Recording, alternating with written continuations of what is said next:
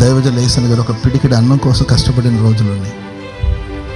కొండ మీదకి వెళ్ళి పుల్లలు ఏరుకొచ్చుకొని పొయ్యి ముట్టించుకొని వంట చేసుకొని భోజనం చేసేవాళ్ళంట యేసన్న గారు.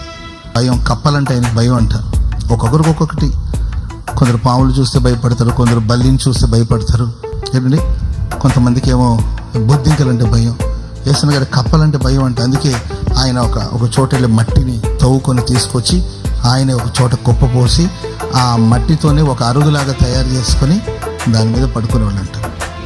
ఒక్క పిడికిడి విత్తనం కన్నీళ్లతో ఆయన ఈ గుంటూరు పరిసర ప్రాంతం అంతా కన్నీళ్లతో విత్తాడు.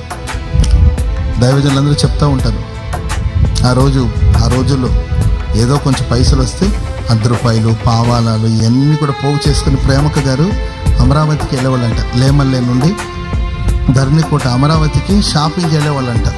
ఇప్పుడు మా అక్కోళ్ళందరూ సూపర్ మార్కెట్, బెస్ట్ ప్రైజు ఎడండి అట్లా వెళ్తూ ఉంటారనమాట. ఎక్కడికి వెళ్ళారమ్మంటే బెస్ట్ ప్రైజ్కి వెళ్ళాము, వేరే ప్రైజ్లో దొరకదు మనకు.